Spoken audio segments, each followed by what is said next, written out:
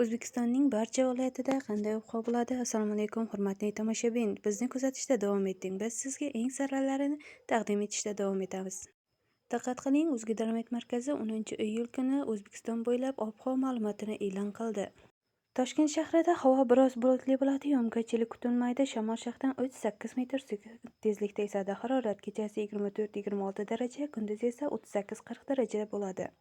Qoraqalpog'iston Respublikasi va Xorazm viloyatida havo biroz bulutli bo'ladi, ba'zi joylarda o'zgaruvchan bo'ladi, yog'ingarchilik kutilmaydi. Shamol sharqdan 7-12 metr sekund tezlikda esadi. Harorat kechasi 22-27 daraja, kunduzi 37-42 daraja bo'ladi. Buxoro, Navoiy viloyatlarida havo biroz bulutli bo'ladi, ba'zi joylarda o'zgaruvchan bo'ladi, yog'ingarchilik kutilmaydi. Shamol sharqdan 7-12 metr sekund tezlikda esadi.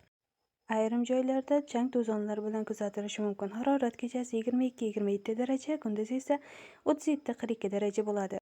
Toshkent, Sirdaryo, Jizzax, Samarqand viloyatida havo biroz bulutli bo'ladi, o'zgaruvchan bo'ladi.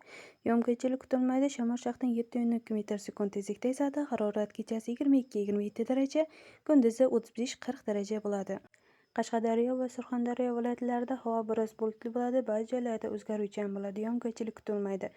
Shamol sharqdan 7-12 metr sekund tezlikda esadi. Harorat kechasi 22-27 daraja, kunduzi 38-40 daraja bo'ladi. Andijon, Namangan, Farg'ona viloyatida havo biroz bulutli bo'ladi, ba'zi joylarda o'zgaruvchan bo'ladi, yog'ingarchilik kutilmaydi. Shamol sharqdan 5-10 metr sekund tezlikda esadi. Harorat kechasi 22-27, kunduzi 35-40 daraja bo'ladi.